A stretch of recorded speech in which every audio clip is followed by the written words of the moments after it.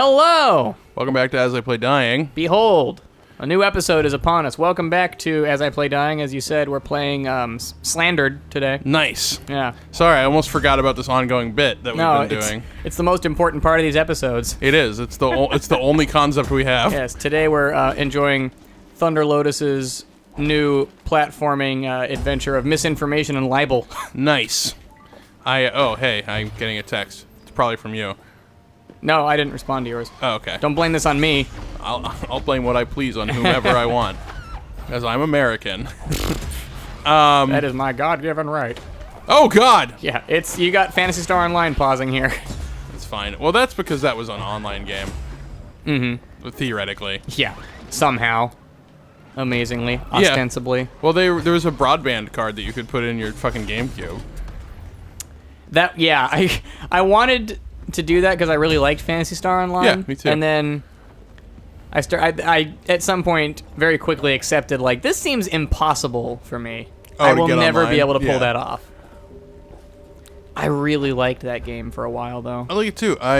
They have a Phantasy Star Online 2 for PC, but fucking Sega won't localize it. Oh, really? Yeah.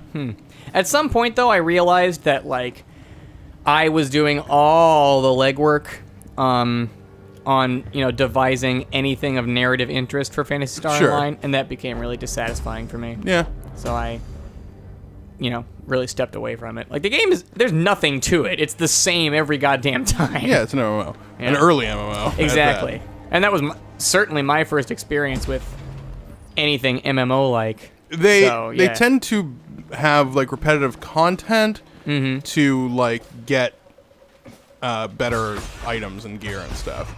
Yeah, that holds no interest for me. It depends on the core gameplay of the game, but for me. Yeah, well, that makes sense. Although for me, good gameplay is nice to have. Yeah. But is ultimately not particularly important, as long as it's not actively bad gameplay that detracts from the experience. But if something's strength is its, mechanics or something like that, right? That's not particularly important to me. All right. I don't enjoy video games as games. I enjoy them as interactive stories. Sure. Well, I think that there's... That's not to say that the opposite is wrong. Right. I think that there's plenty of games that are fun and mechanically satisfying without a story, and the game themselves justifies their existence. But... Well, yeah, I'm not saying their existence isn't justified. As far as where my interest lies, yeah, though. for sure. I don't need that, I guess. Oh, you will. I don't want to go fight Arlie Whalen again because I don't think I'm strong enough to do it. Mm-hmm. Well, yeah, go. I'm sure there are other things you can do. I'm just kind of trying to explore, but I don't know.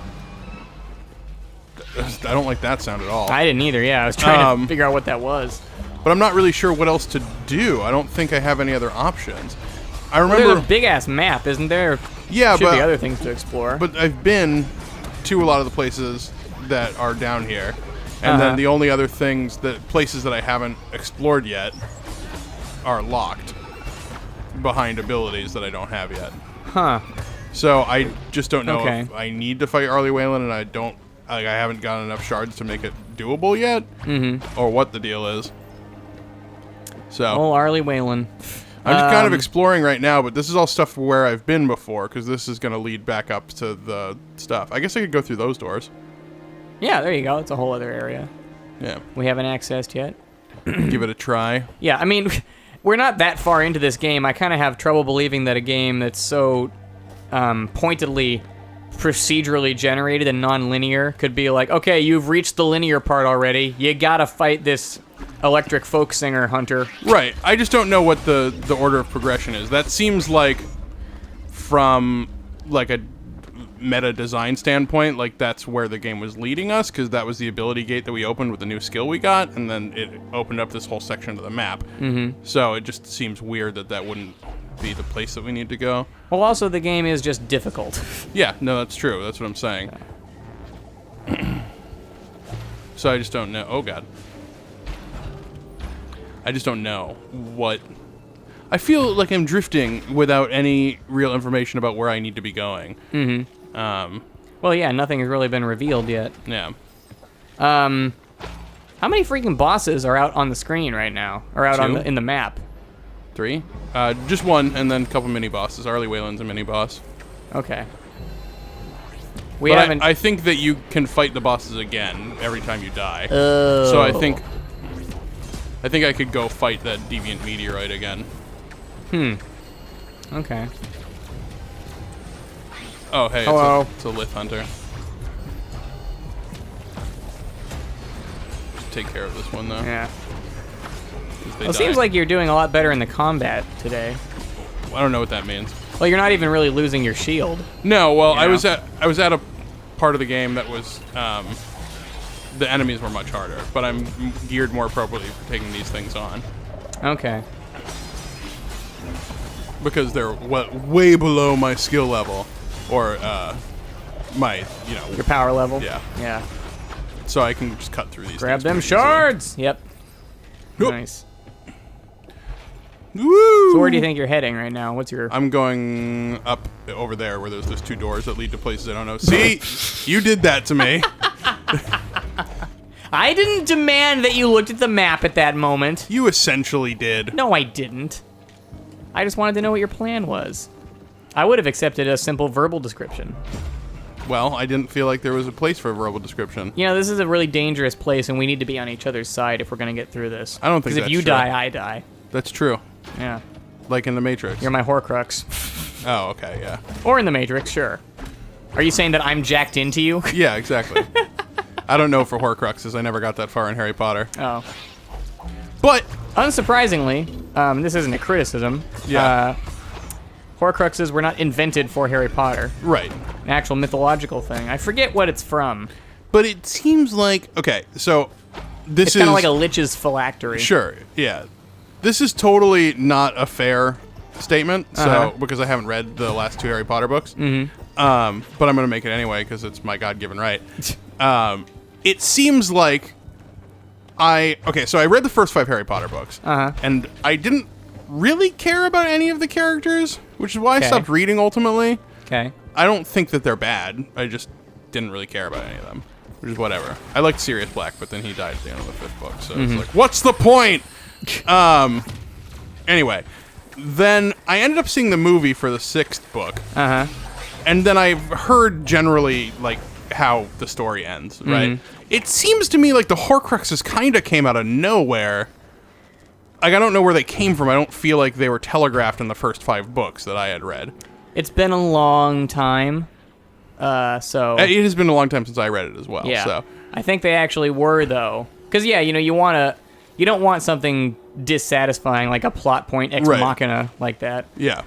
But no, I think that she, you know, whether or not Rowling was, Oh, God. like, had it planned out the entire time, or whether or not she worked the concept into what she'd already written... It's not something worth focusing on, really, because I don't see that there's any way to answer that. Right. But actually, yeah, there are explanations for... Like, I think the journal that he stabs in the 2nd book was a Horcrux. Okay. And there's stuff like that where, you know, you can look back and be like, oh, there were notes of this building up the whole time. All right. So, no, it wasn't just out of nowhere. Okay. Well, like I said, I never finished reading them. Yeah. I do... I'm sure that they're good. I just I got past the point where I had the inclination to do it, and I just haven't. Well, you don't need to apologize Yeah. for making the choice. Yeah.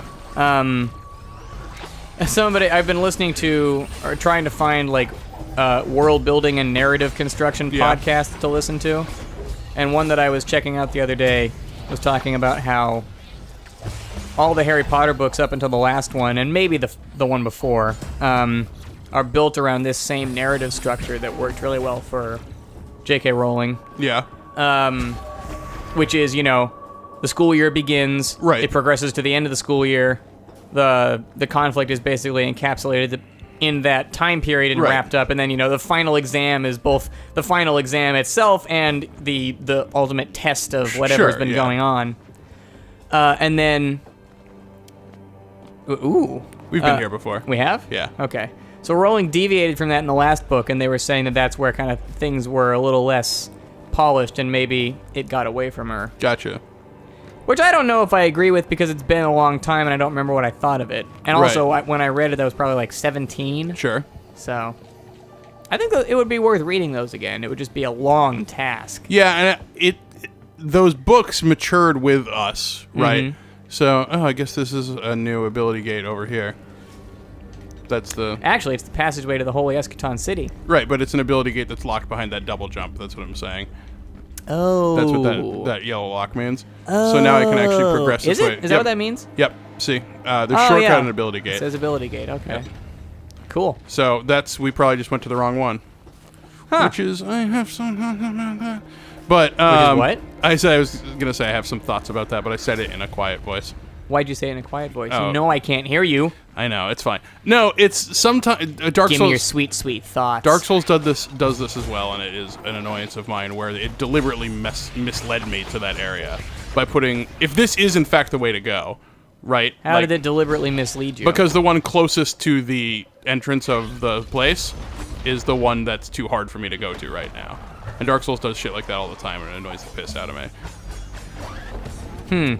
So it's either really shitty game design or deliberate misleading. And I'm inclined to... I don't think it's either of those things. Okay, well, that's fine. That seems excessively critical. Well, that's fine. It's just one of those things that irks me in games. Is like the kind of feeling like vindictiveness. It's not even vindictive. It's like the level design should be leading the player to their goal.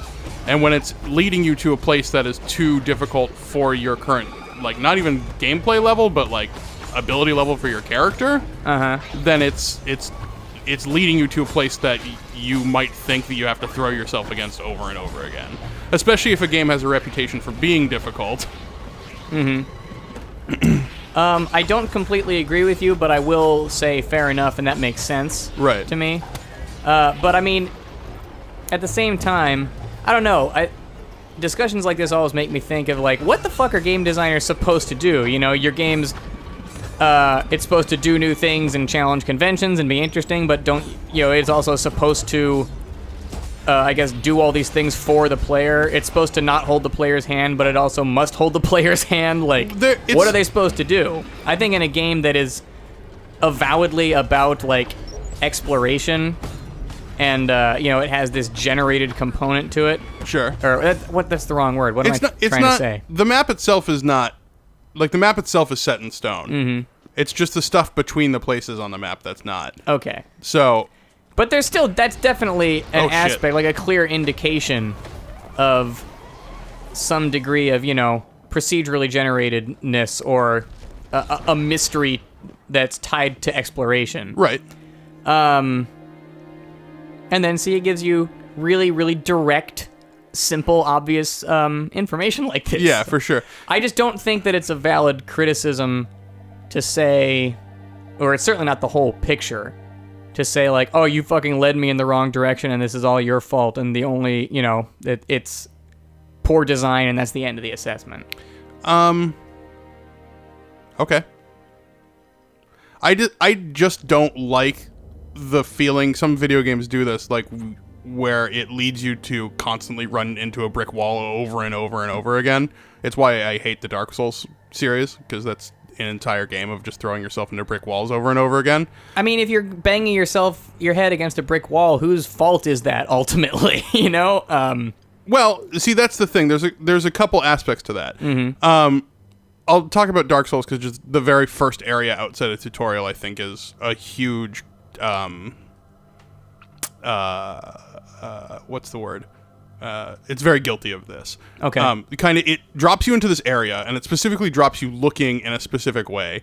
It explains something regarding this graveyard kind of church situation you're in, and it basically guides you into this graveyard area that is way, way above the level of your character. Okay. But because the game's whole shtick is, oh my god, this is super hard, it wasn't clear to me when I played her initially that it wasn't just too hard for me, the player, but it was indeed impossible to complete with my current, like, level in the game. Right, I see what you mean. And so I did that like 4 or 5 times, and I'm like, what the fuck is happening? And then the actual path is, like, hidden around the corner. You have to really know where it is and be looking for it. Like, it's not friendly to the player. And I'm not saying it has to hold your hand, but there are certain things you do in level design that guide people where they're supposed to go. So that is either, like, that moment for me was either vindictive of the developers specifically wanting to... Oh boy, we got evil spaghetti here. Crawlers. Crawlers? Yeah, Okay. specifically wanting to mislead the player into a situation that they cannot win ever, Right. but give no indication that that's what that situation is. Okay. Or they just didn't think that deeply about what they were doing with the level design there, and they inadvertently lead players into that situation. Okay. The only And thing it just ends, for me, it ends up not being fun. It's Right. not what I want to play. Sure. But I come from the types of games that I like playing, like when I was younger and I grew up playing, are like Mega Man or Castlevania. Those have really, really good, like, they do very well at explaining to the player what they're supposed to do and where they're supposed to go. And even the ones that are non-linear, something like Symphony of the Night, is really, really good at conveying that information to the player. So, I don't know. I just don't like getting frustrated over stupid things like which way to go. Okay. That makes sense. Oh, hold on. It didn't give me a chance to pronounce that. What? Did you see that, like, Oh, no. 70 character long mishmash of consonants that was the name of the new place? I did not. I'll go take boy. a look. This right here? Yeah. Wait, Oh, where I don't did- think it's going to tell you again. Shame. I don't like those things. Passageway. To the Valkyrie camp. Yes. This is a creepy area. It really is. I like the little tentacles that come out of the platforms. Yeah.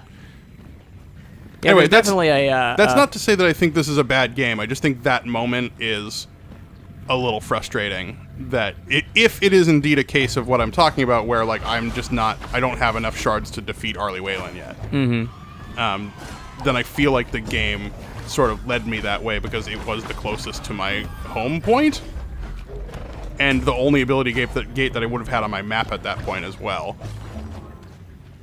Especially right after I got that skill. Well, the map has been continually confusing to me, so I don't know if I can say anything about that aspect of it. But I could Speaking be of wrong which- because I seem to think that I might be stuck here again.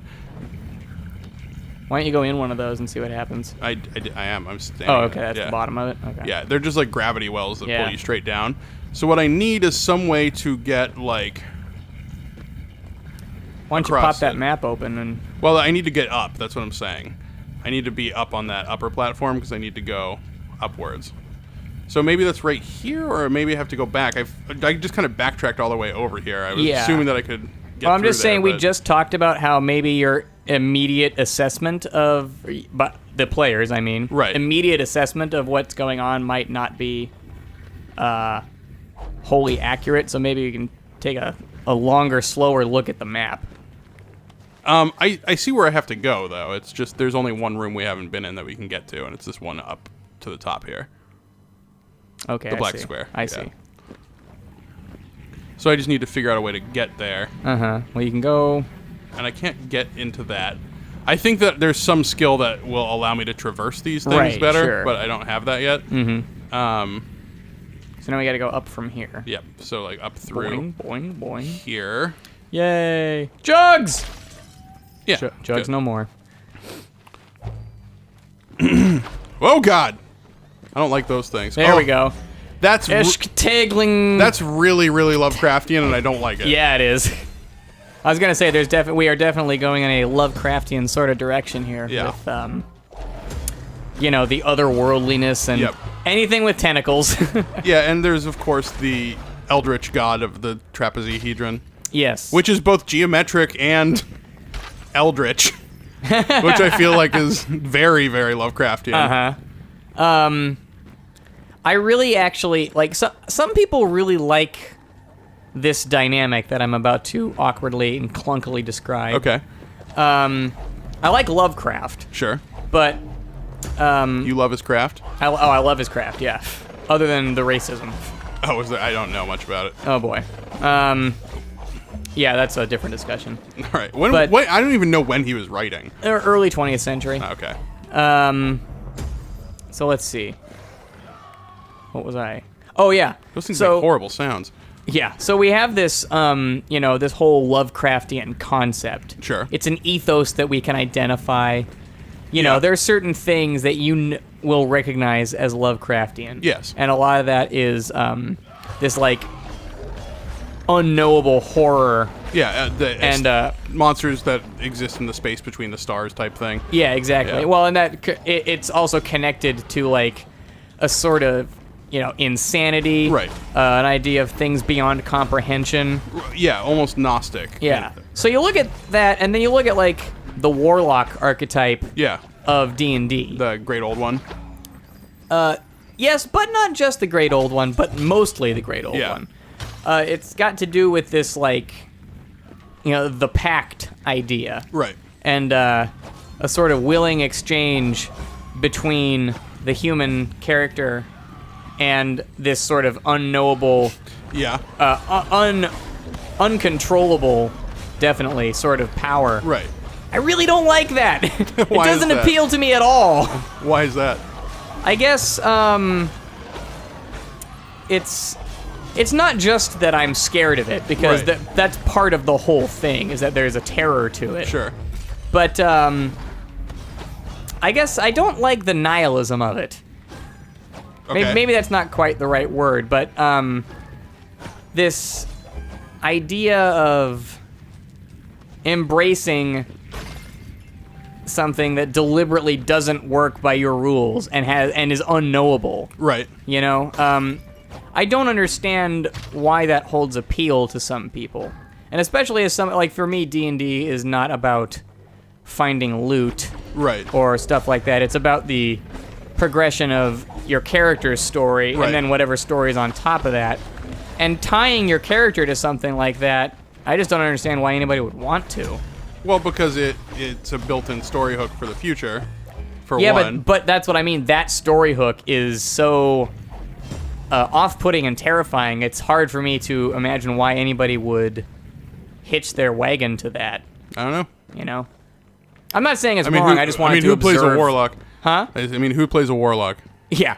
Not me. Nobody plays warlocks. Fuck warlocks, right? Actually, No warlocks sitting in this room. I can say anything I want. I do play a warlock, but I know. But the viewers. Well, actually, didn't. yeah, That's so- why I clarified.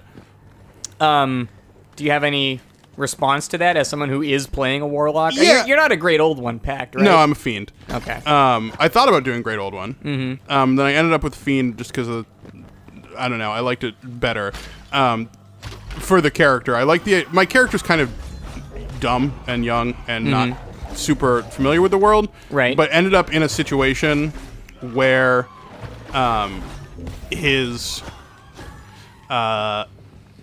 he was a prince and his kingdom got attacked, basically, because they have this sort of eldritch magic treasure that the people that attacked it wanted. And so he took that and tried to escape that when the city was falling. Okay. He took that kind of eldritch magical thing. Yeah. And he was helped out of the city by a fiend, the devil, essentially. Because the devil also wants access to that magical thing. Right. But he doesn't know that. Okay. He just is like, well, shit, I'm going to die if I don't do this. Yeah. So Like, I gotta make a snap decision. Exactly. So he kind of being young and not super knowledgeable, They all think they're just immortal. tethered himself to this entity that maybe he shouldn't have. And so Maybe. yeah, exactly. So I thought that was an interesting idea to explore, is that he got this power that he needed to live, essentially, but at the cost of tethering himself to a great power he doesn't understand. Sure. And that seemed like an interesting thing to explore. That isn't like that is a great hook, you know. I mean, it then gives you the opportunity to explore issues of like responsibility, Right. And what do you do when you've made that deal and it turns out that maybe it's not the greatest Right. for you? I think that someone who actually plays out the core like conflict of the Great Old One Pact really well Yeah. is Chris Straub. Nice. Yeah, because his character is a Great Old One warlock. And he's talked about, especially in the C team, where, he's playing that character every week. Right. And they get to actually explore and talk about that stuff a little more. He's talked about Cthulhu's the character's name is Cthulhu yeah. Straub, if you didn't already know which that. is wonderful. Yeah. It makes me very happy. Like deep inside. Yeah. Yeah, exactly. It's great. His character, he's talked about the motivation for his character being that he discovered... Jesus Christ. Yeah, this is nuts. Sorry. There's just spaghetti everywhere. Got a whole fucking, like, it's like an Italian family reunion that you're crashing. I need to post that video from Home Movies, the spaghetti time one. Sorry, go on. He talked about discovering, being aware of all these gods Right. in the D&D pantheon and feeling like this sort of pettiness about them. Right. And then discovering The character or Chris Straub was saying this? the character. Okay. Discovering this indication of, like, the greater incomprehensible deity that he has come to Right. serve. And how it appealed to him, this entity did not display such things. It wasn't just like a large, powerful human extrapolation. It Right. was not this petty, cheap depiction of anything or approximation of just a human power. So he said, that's what I want to know. Right. And that's what I want to know about. I thought, like, that's a good summation of what the core deal is, for lack of a better word, with the concept of a great old one. It's like, it's this lure of forbidden knowledge. yeah, Knowledge that great humans... forbidden knowledge. Not even forbidden knowledge, but knowledge that humans can't possibly even understand. Mm-hmm. Although I think, it's not, you don't know it that way necessarily. But yeah, I think he actually, for a guy who's ostensibly, a comedian, Right. I think he's got a really good handle on, like, the point of his character. That's good. Yeah. So I like that. I've been meaning to watch the C-Team because I like him so much. Oh, the C-Team's great. Chris Straub. I love it. I love everybody on it. They Nice. do such a good job. What else is going to do a good job? Well, I know what you're going for here, but You don't want to commit yourself to that? I don't know if it will. Yeah, it's definitely a lot of pressure to take on. Right. Okay, ostensibly, the next episode of As I Play Dying Holy will do fuck, well. that was awesome. That was cool. All right, we'll see you guys in the next episode. Bye!